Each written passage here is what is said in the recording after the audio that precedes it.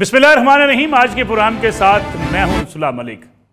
नाज़रीन, सेनेट से जो करारदाद मंजूर हुई उसे अगर साइड पर भी रख दिया जाए तो मुल्क के अंदर हालात ऐसे हैं कि जो इलेक्शन के हवाले से कहा जा सके कि 8 फरवरी को इलेक्शन होंगे। सियासी जमातें अपनी तैयारी मुकम्मल कर चुकी हैं और इंतखाबी जलसों का आगाज़ हो चुका है। ऐसा कहीं नज़र नहीं आता।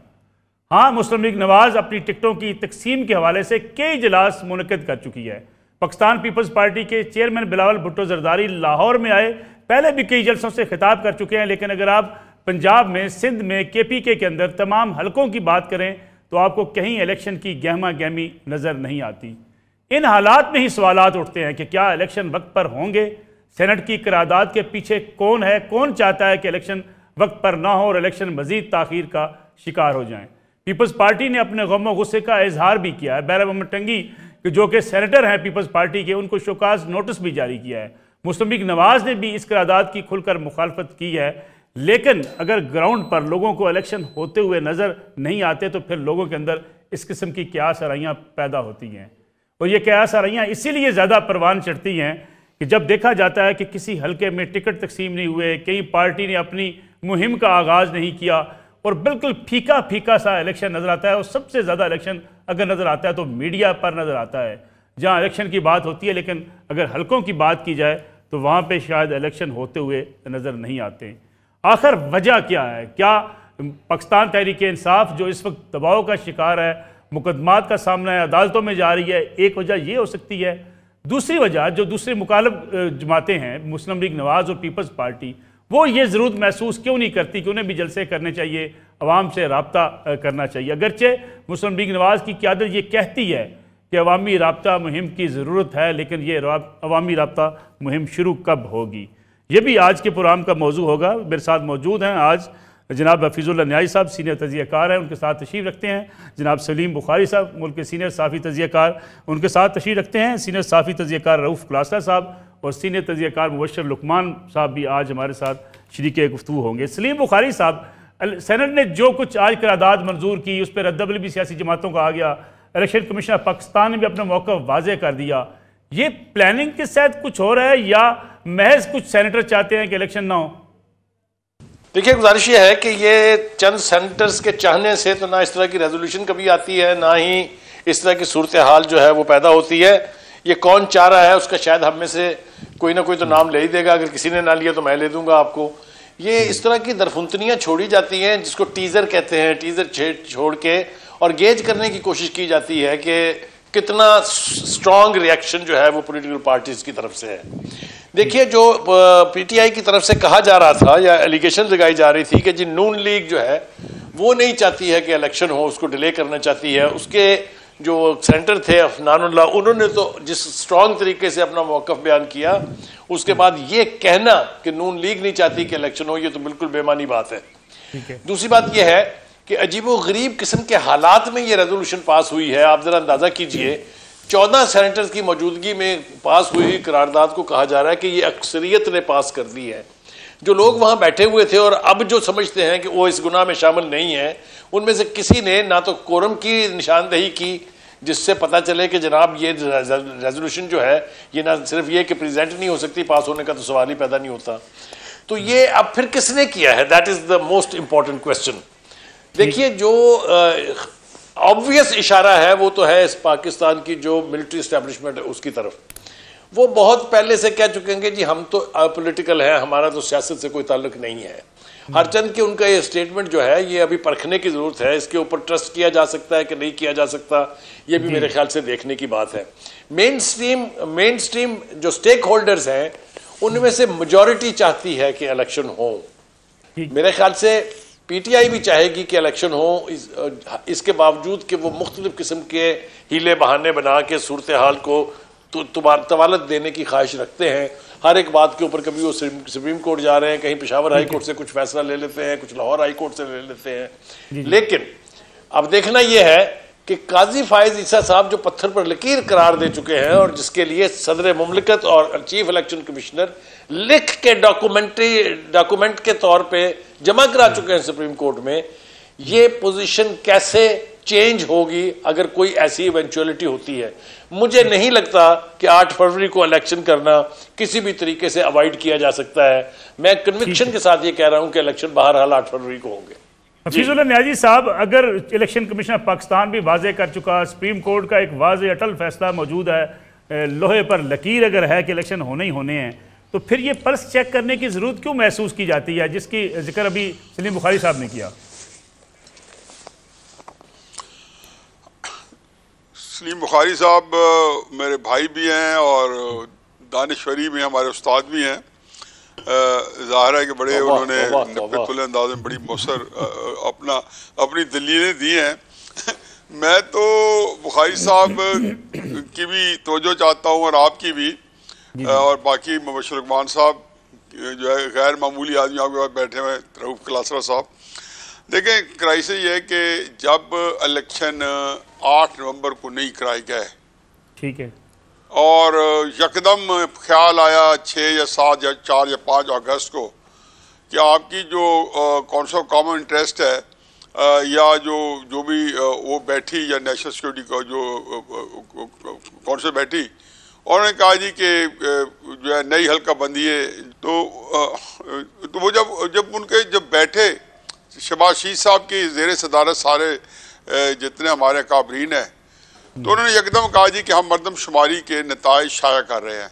ये ख्याल जुलाई में क्यों नहीं आया, ये जून में क्यों नहीं आया? और इससे पहले एक वाक़या हो चुका था कि जून के एंड में एकदम एक पता चला कि मियाँ नवाज शरीफ साहब जो है बहरहाल जा रहे हैं, हज के लिए जा रहे हैं। फिर पता चला कि वो दुबई लैंड कर गए हैं और यहाँ से जाएंगे। फिर पता चला जरदारी साहब पहुँच गए, फिर उनकी मीटिंग हुई। तो हम अपने जियो के प्रोग्राम में जब डिस्कस कर रहे थे तो मैंने कहा जी वहाँ 2 बातें डिस्कस हो रही होगी। जी जी। एक बात ये हो रही होगी कि आप इलेक्शन मुलतवी कर रहे हैं तो वो ना करें, अगर आप करना चाहते हैं या तो इस हमारी जो हुकूमत है जो कि इत्तेहादियों की थी, इसको आप एक्सटेंशन दे दें। मेरा गुमान ये था। और अगर ये भी आप नहीं करना चाहते तो फिर आप जो निगरान हुकूमत बनाए वो हमारी मर्जी की बनाने थे। फिर आप नाम भी देखेंगे, इसाक डार साहब का नाम आया, फिर उसके बाद बाकी नाम आए, मुख्तलिफ इकोनॉमिस्ट के नाम आए, मोहम्मद मालिक साहब का आया, पॉलिटिशियन का बलूचिस्तान के। क्राइसिस ये है कि मैं तो एक ही मेरा था, जो मेरी एक ही उसमें जो दलील थी कि अगर आप 9 नवंबर को इलेक्शन कराना बिल्कुल मुमकिन था। खतरा तो ये है ना कि तहरीक इंसाफ को कैसे लगाम डाली जाए, वो उन्होंने ज्यादा बेअसर थी 9 नवंबर के बनिस्बत आज के। तो जब आप नहीं करा पाए, तो अगर जिस वजह से नहीं कराए तो आप फिर 8 फरवरी को भी नहीं करा पाएंगे। अगर वजूहात कुछ थी जिसकी वजह से आपने सारा एक पूरे को पंडोरा बॉक्स खोला और सारी हल्का बंदियां करवाई, एकदम 6-7 अगस्त को एक लेट आपकी थॉट्स आए, तो इसमें जो कुछ भी है मैं तो सारों को इसमें जो है पार्टनर समझता हूँ कि ये चाहे बयान देते रहे, कुछ करते रहे, आप इनको सबको बोलते रहे, क्योंकि एक दफा पटरी उतर जाए। मैं तो अल्लाह करे हो जाए, लेकिन हो जाए तो भी मेरी बात सुन लें कि एक ऐसी बदकिस्मत सूरत हाल है पोलिटिकल इंस्टेबिलिटी की या सियासत में इस्तेकाम की कि इलेक्शन होते हैं तो भी बर्बादी देख रहा हूँ, तबाही देख रहा हूँ, और अल्लाह ना करे इलेक्शन ना हुए तो भी खाना खराबी देख रहा हूँ। मुझे समझ नहीं आती कि हम ऐसी जगह में, ऐसे चुंगल में इस तरह संजीदा और पेचीदा बुरान है कि मेरे तो जो तस्वर में आता ही नहीं है कि ये इसको हल कौन करेगा, कैसे करेगा, और वो कौन लोग होंगे जो आके इस बुरान से इस मुल्क को निकालेंगे। ये तो जानलेवा साबित हो सकता है। मैं तो बार बार कह रहा हूँ, कई सालों से कह रहा हूँ कि 1971 का बुरान जो है, 1971 का साल जो है, अल्लाह ना करे कि वो दोबारा विजिट कर रहा हो हमें। ठीक। मुबश्शिर लुकमान साहब, आपको लगता है 8 फरवरी को इलेक्शन हो जाएंगे? सेनेट की करारदाद पे सारी सियासी जमातों का रद्दमल तो बड़ा वाज़े तौर पे सामने आ गया। मलिक साहब, पहले तो आपका शुक्रिया, आपके चैनल का शुक्रिया। सलीम बुखारी साहब हैं, नियाजी साहब हैं, क्लासरा साहब हैं, तीनों मेरे लिए बहुत ही काबिल एहतराम हैं और मैं सबको सलाम पेश करता हूँ और आपके नाज़रीन को भी। मेरे पास एक खबर भी अगर आप चाहें तो पहले मैं खबर शेयर कर लूँ, फिर तज्जिया दे देंगे उस पर। खबर यह है कि इलेक्शन में जो अभी तक डिले हो रही है वो मियाँ नवाज शरीफ की वजह से हुई। अच्छा। क्योंकि आज शाम 6 बजे तक मियाँ नवाज शरीफ का और इस्तेकाम पाकिस्तान पार्टी का मुआहिदा जो है वो हुआ ही। एक तरफ से 30-35 सीटों की डिमांड हो रही है, दूसरी तरफ से 5 सीटें ऑफर की जा रही हैं, और ये सारा मामला जो है ना यहाँ तक जो खटिया में पड़ गया, इसकी वजह से कि पूरे के पूरे इलेक्शन जो है आगे वो खटिया में पड़ गए। और जो अवाम की गहमा गहमी की आप बात करें, मैं एक अनपॉपुलर बात करने वाला हूँ। मुझे पता है कि कल से मुझे, बल्कि रात से जब चलेगा प्रोग्राम जी तो दुनिया मुझे ट्रोल करना शुरू हो जाएगी। मैं तो पंजाब को देख रहा हूँ और यहाँ पे मोहसिन नकवी को देख रहा हूँ, और मोहसिन नकवी ने पिछले 8 महीने में इतना काम कर दिया है जितना हमारी मुंतखब हुकूमतों ने पिछले 15 साल में पंजाब में नहीं किया। तो मैं तो कहता हूँ मेरी बला से इलेक्शन हो या ना हो, ऐसे वजीर आला रहे हमारे पास, ऐसे काम करने वाले रहे जो हमारे सूबों के लिए, हमारे मुल्क के लिए काम करते रहे, पहली बात।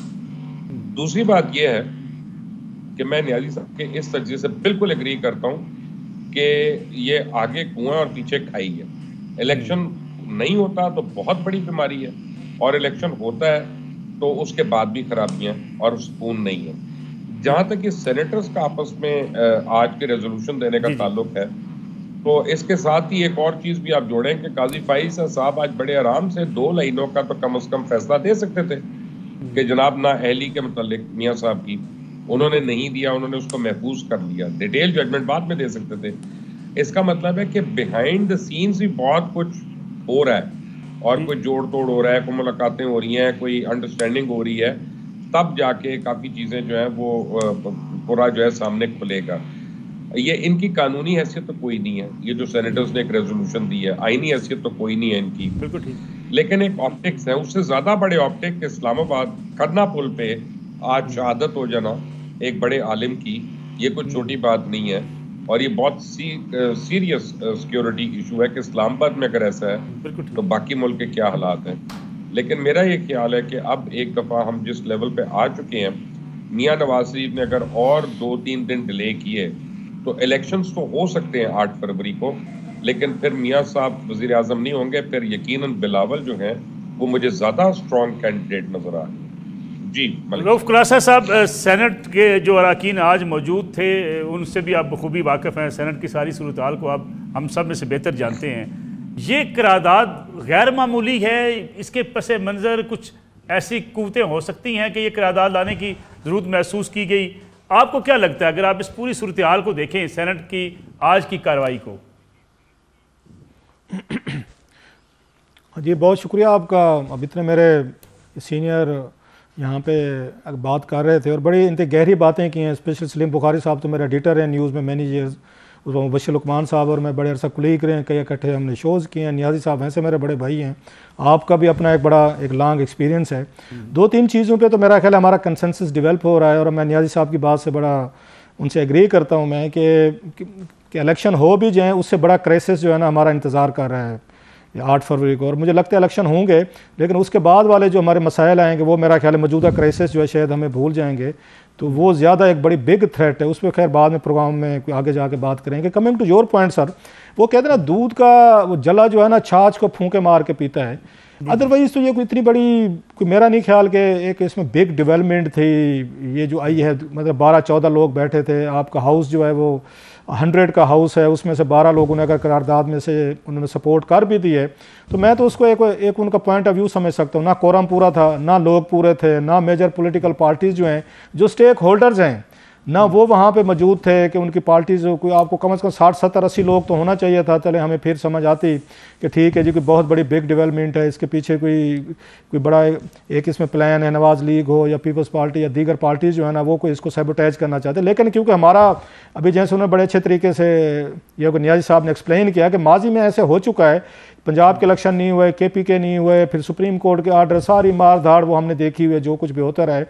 और प्लस ये जो स्टेबिलिटी है वो लाइक इट और नॉट, मतलब हमारे जैसे लोगों को कहना पड़ता है कि ये जो स्टेबिलिटी है आपको निगरान हुकूमत के दौर में नज़र आती है। जो मुबश्शिर साहब ने भी बड़ी अच्छी बात की कि पंजाब की भी आपको बहुत सारे काम होते नज़र आ रहे हैं। उसमें नकवी साहब जो है मोहसिन नकवी साहब एक्टिव नज़र आते हैं, फील्ड में नज़र आते हैं, काम होते नज़र आ रहे हैं और लोगों को दिलचस्पी एक स्टेज पर ख़त्म हो जाती है। मुबश्शिर साहब ने बिल्कुल इस पर सही बात की, उन्हें पे नहीं रहती जमहूरियत को। वो कहते हैं हम चाट के कहें, अगरचे आप और हमारे जैसे लोग जो हैं हमें कहना पड़ता है नहीं जनाब जैसी तैसी लोली लंगड़ी ये जमहूरियत है हमें चाहिए। लेकिन हैविंग सेड ऑल दिस, लोगों को अगर मसाइल अगर कोई भी हल कर रहा होगा वो तो उसकी तरफ जाएंगे और जमहूरियत और सियासत को साइड पे कर देंगे। लिहाजा ये जो आपके लिए इस वक्त जो प्रॉब्लम है, डॉलर के हमने मसले देखे, इकॉनमी के मसले देखे, हमने लड़ाई झगड़े देखे, मेरा अभी से यकीन करें, अभी से मैं डिस्टर्ब हो जाता हूँ सोच के कि 8 फरवरी के बाद जो है ना ये क्या होना है।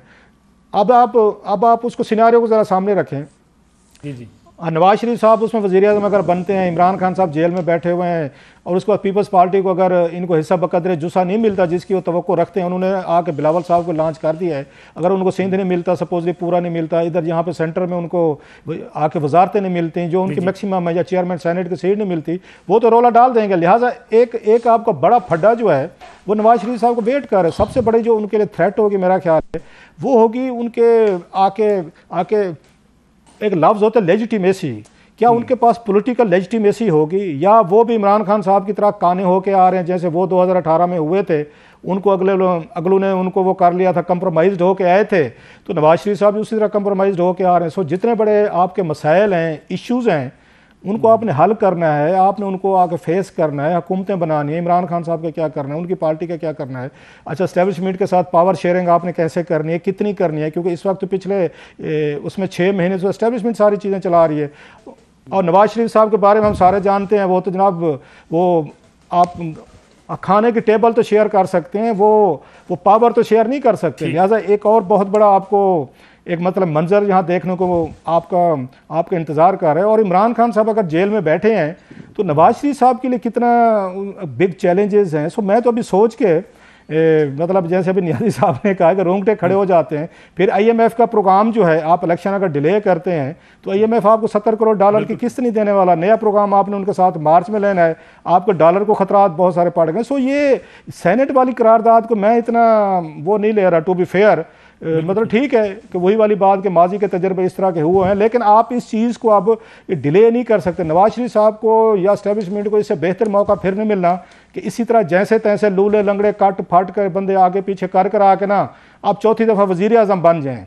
सो नवाज शरीफ साहब या मेरा ख्याल जरदारी साहब कभी भी इन इलेक्शन को इस मौके पर जब खान साहब जेल में हैं तो उनकी तो कोशिश होगी कि जैसे तैसे है ना इलेक्शन करा लिए जाएँ, पावर में आ जाएँ। Once we are in the वो कहते हैं ड्राइविंग सीट, बाद की बाद में देखेंगे कि ये आपने इस मुल्क को कैसे और ये आके इसको कैसे चलाना है। मेरा ख्याल बाद के मसले हैं ये उनके। ठीक है, क्लास सब एक कमर्शियल ब्रेक प्रोग्राम में शामिल करते हैं, वापस आते हैं तो इससे बात करेंगे कि मियां नवाज शरीफ की अगर मुश्किलात भी कम नहीं होती, बिलावल भुट्टो जरदारी नामजद हो चुके हैं, आसिफ अली जरदारी साहब की तरफ से पीपल्स पार्टी PMLN मिलकर हुकूमत बनाएंगे, और फिर PTI जो गिले शिकवे करती थी अपने कागजात मुस्तरद होने के, बहुत से मुकामात पर उनके कागजात मंजूर हो चुके हैं। क्या PTI इस इलेक्शन पर इत्मीनान कर पाएगी? इस पर बात करेंगे ब्रेक के बाद। प्रोग्राम में एक बार फिर खुश आमदेद। सलीम बुखारी साहब ज़रा ये बताइएगा कि जो मियां नवाज शरीफ के हवाले से कहा जा रहा है, अभी मोहसिन लुकमान साहब ने भी कहा कि इस्तेकाम पाकिस्तान पार्टी के साथ मामला तय नहीं हो रहे, पार्टी के अंदरूनी इख्तलाफात हैं। दूसरी तरफ PTI को जो गिले शिकवे थे कागजात मुस्तरद होने के, अब तकरीबन बहुत सी जगहों पर उनके कागजात मंजूर हो गए हैं। PTI का एतमाद बढ़ेगा इस इलेक्शन के ऊपर? देखिए, गुजारिश ये है कि तहरीक इंसाफ की तरफ से जिस तरह के एतराज़ात उठाए गए थे, जिस तरह का शोर होगा हमने सुना, पहले वो ये था कि कागजात नामजदगी किसी को जमा ही नहीं कराने दिए गए, पता चला 2690 कागजात उनके जमा हो गए हैं। फिर उन्होंने कहा कि जी सारे मनसूख हो गए हैं, पता चला कि जी बाकियों के भी मनसूख हुए थे, उनके भी 326 मनसूख हो गए थे। अब हम सुन रहे हैं कि नहीं जनाब, उनके ऑलमोस्ट जितने भी स्टॉलवर्ड्स हैं उनके, या जो उनके लीडिंग लीडर्स हैं, उन सब के कागजात जो हैं वो मंजूर हो गए हैं। लिहाजा इलेक्शन की फील्ड तो सेट है। ये आज की दरफुंतनी को अगर आप एक तरफ रख दें जो आज सेनेट में हुई है, जिसकी कि कोई बाइंडिंग फोर्स उसके पीछे नहीं है, वो सिर्फ एक तरह की राय है जिसका एहतराम न भी किया जाए तो कोई हर्ज नहीं है। मेरे ख्याल से आने वाले दिनों में ये टेस्ट है सुप्रीम कोर्ट का और उसके चीफ जस्टिस का कि वो पत्थर पर लकीर जो है वो कायम रहती है या नहीं रहती है। और दूसरी तरफ ये इम्तिहान है उस एस्टेब्लिशमेंट का भी जो अपने आप को अपॉलिटिकल यानी एक बिल्कुल गैर सियासी अदारा कहलवाने की ख्वाहिशमंद है, उनका रोल क्या होने जा रहा है। ये सारी चीज़ें जो हैं ये अब आने वाले दिनों में खुल के हमारे सामने आने वाली हैं। जहाँ तक दो बड़ी मेन स्ट्रीम पार्टीज़ का ताल्लुक है, पीपल्स पार्टी और नून लीग, मेरा ख्याल से वो जितनी मर्जी पोस्चरिंग कर लें, इलेक्शन के इनकाद से इनहराफ वो नहीं कर सकते, बिकॉज ये उनको सूट नहीं करता। फिजुल्लाह न्याजी साहब, ये जो बात करें कि आने वाले स्टेक होल्डर्स का जो है टेस्ट होने जा रहा है, बुखारी साहब ने कहा, कुछ खबरें इस किस्म की भी हैं कि इत्तेहाद या सियासी जमात का वजूद इलेक्शन के बाद भी हो सकता है। क्या पीटीआई उसी तरफ इशारा कर रही है कि हमारे बहुत से जो इलेक्शन जीतने वाले हैं वो भी कहीं जा सकते हैं, पार्टी की खिलाफ वर्जी कर सकते हैं, पार्टी के साथ बेवफाई कर सकते हैं?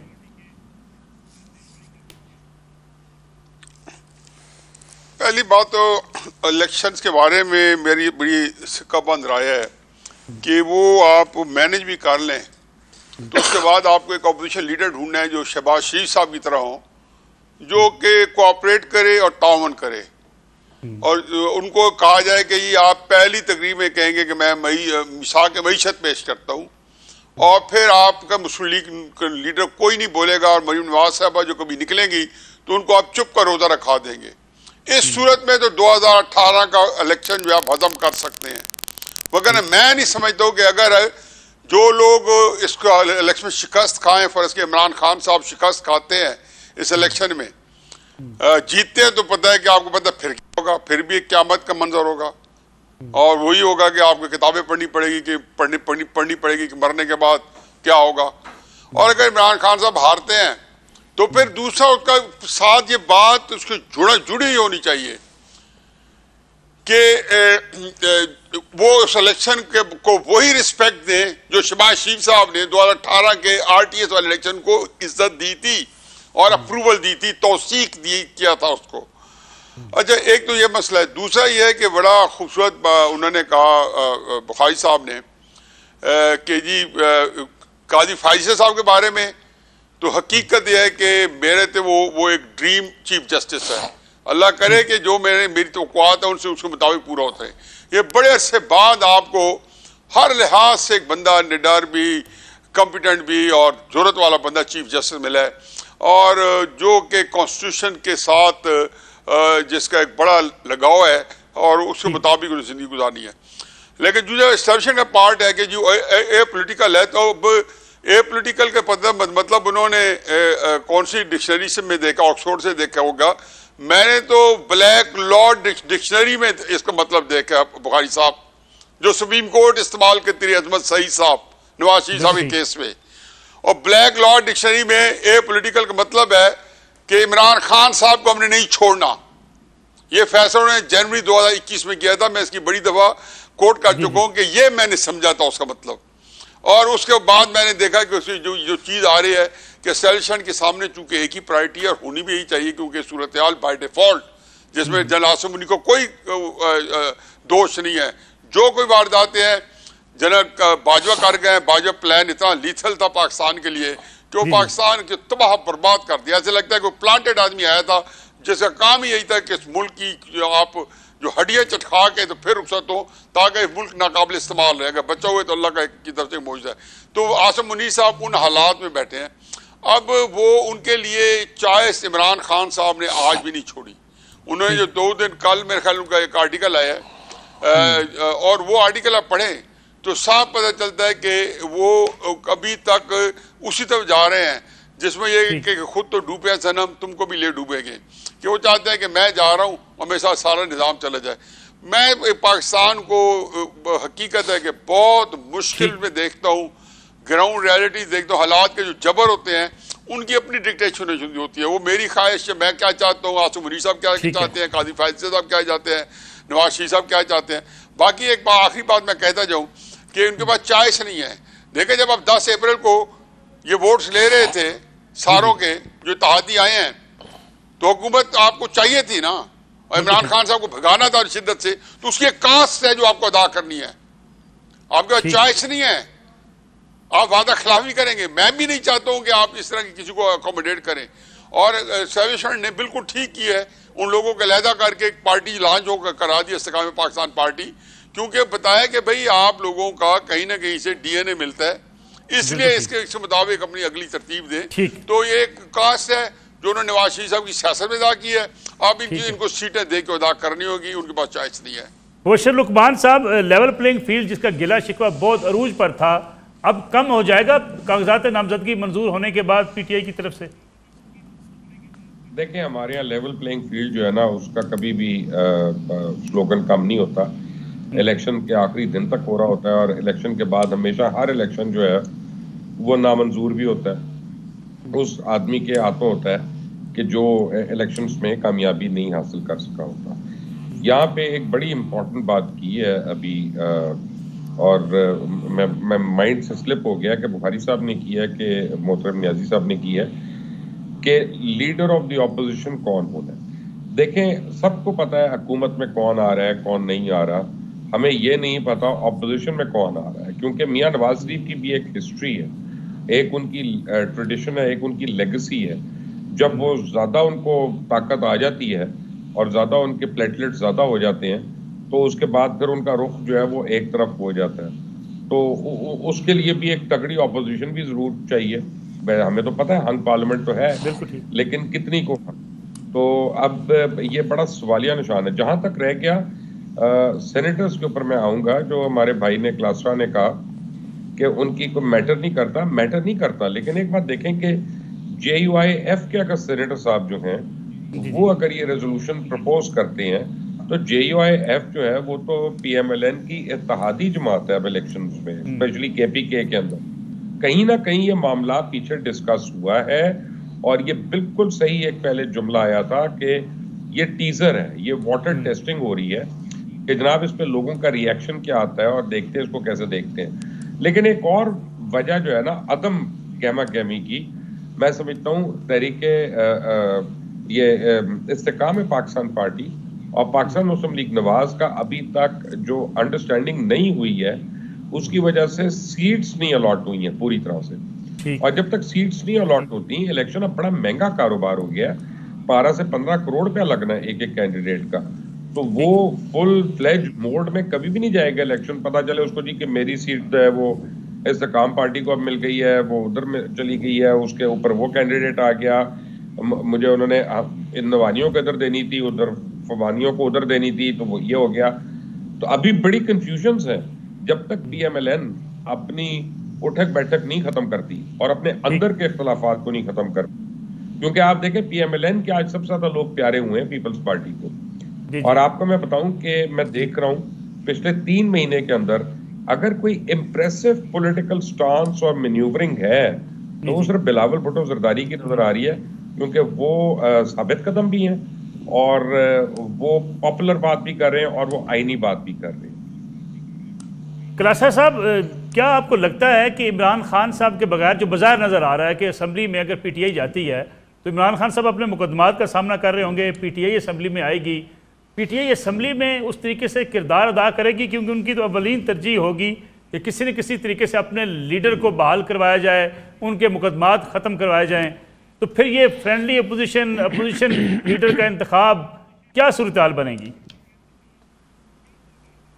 बड़ा अहम सवाल है मेरा ख्याल है। जैसे अभी ये बात हो रही थी कि अपोजिशन लीडर कौन बनेगा, और इसमें नवाज शरीफ साहब को अगर सिंपल मेजॉरिटी मिलती है तो फिर तो डेफिनेटली तौर पर Bilawal Bhutto will emerge as opposition leader, जो मुझे नज़र आ रहा है अगर उनकी पार्टी खुद ले सकेगी। और जो माजी में हमने देखा है कि जब भी नवाज शरीफ साहब को अपनी मेजॉरिटी मिल जाए तो फिर नवाज शरीफ साहब तो नहीं रहते, फिर उसके बाद जो कुछ करते हैं अपने साथ भी करते हैं, मुल्क और इदारे वो आपको सबको पता है फिर क्या किया जाता है। लिहाजा ये उन्हें भी पता है कि इन हालात में जो इस वक्त इलेक्शन हो रहे हैं नवाज शरीफ साहब तो नहीं ले सकेंगे मेजॉरिटी, लिहाजा आपको पार्टीज़ के साथ आपको अलायंस करना पड़ेगा। सबसे बड़ी पार्टी तो वही है जिनके साथ आप ये माजी में अलायंस करते रहे हैं 2008 से लेके, वो है पीपल्स पार्टी। सो ये बड़ा क्वेश्चन होगा कि पीपल्स पार्टी क्या करेगी। 2 तरीके हैं, या तो ये उसमें साइलेंट सपोर्ट दे कि ठीक है जी आप अपना वज़ीर आज़म बनाएं तो हम बैठेंगे पोजीशन बेंचेस पे, आपकी हुकूमत नहीं गिरने देंगे, but we will act as an opposition. एक तो ये तरीका हो सकता है, और कोई तीसरा तरीका जैसा अभी बात हो रही थी जिसके मेरा ख्याल है, मैं अगर टेंड टू बिलीव कि अगर ज़्यादा लोग इसमें आज़ाद लोग इसमें कामयाब होकर आते हैं, बेशक को PTI के भी स्पॉन्सर्ड हूँ,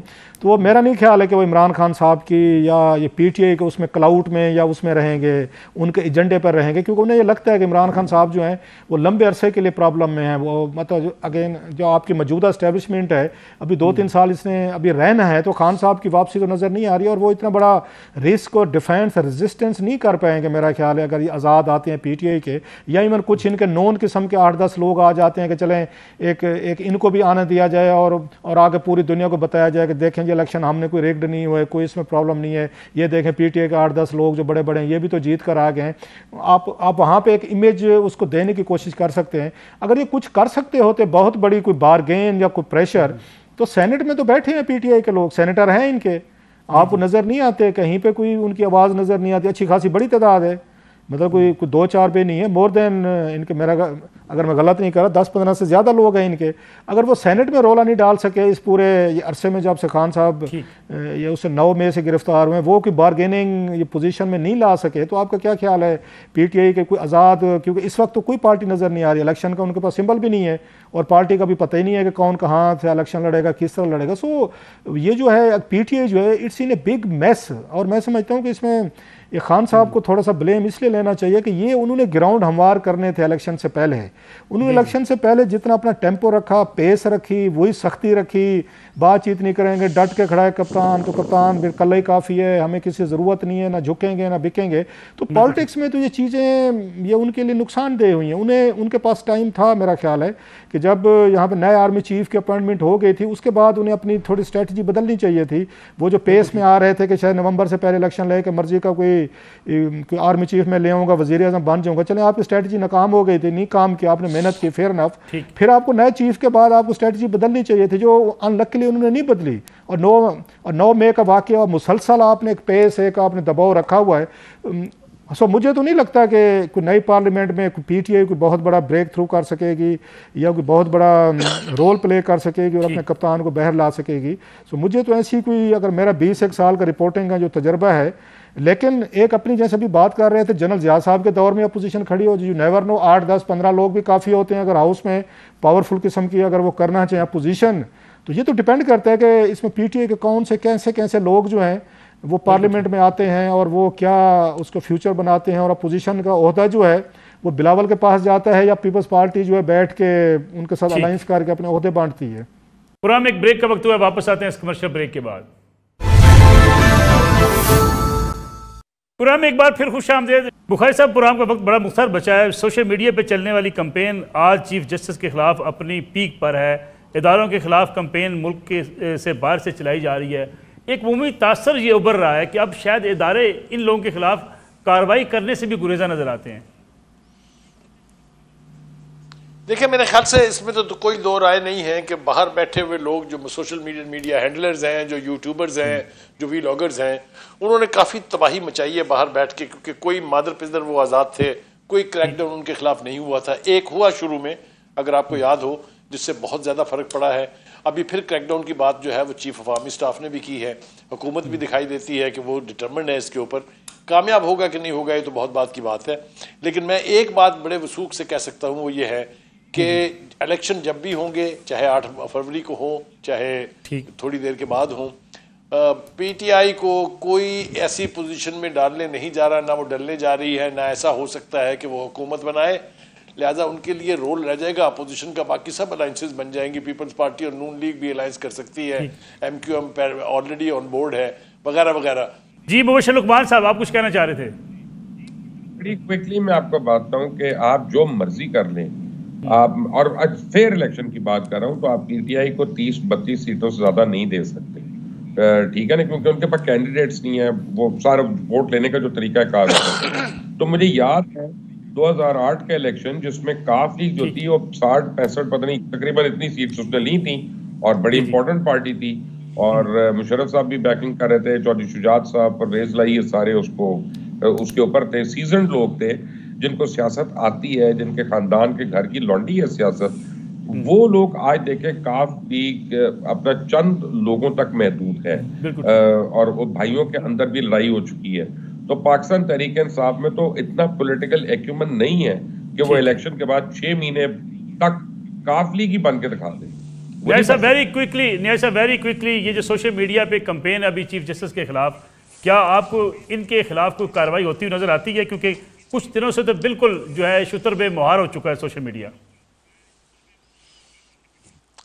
मेरा ख्याल है जी एक बहुत बड़ा अफरीत है, और वो मुल्क जिनके अंदर कैपेसिटी ज़्यादा है या उन्हें बिल्ड की हुई है वो तो इसको काउंटर कर सकते हैं। हमारे पास, पाकिस्तान के पास वो बिल्कुल कैपेसिटी किसी मौके पे नहीं है।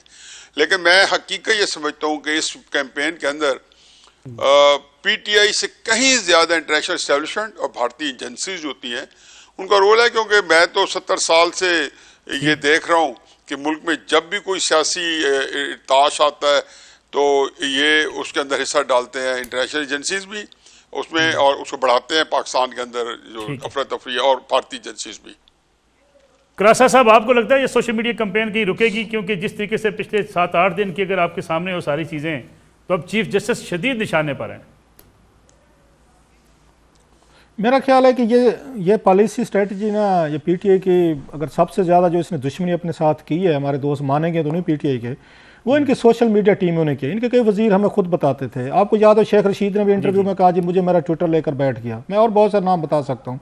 जो इनका स्टाइल था बुलियन करने का, कि जिसने हमारी बात नहीं मानी, हमारे मुताबिक नहीं चला, उसकी माँ बहन एक कर दो, वो इलेक्शन कमिश्नर हूँ, वो एस्टेब्लिशमेंट हो, वो चीफ हूँ, पार्लियामेंट, सहाफ़ी, एंकर, आप सबसे ज़्यादा, मैं आपकी भी देखता हूँ, सबसे ज़्यादा आपने इनको भुगता है, क्योंकि आप अगर इनकी बात नहीं करते फिर गाली खाएं।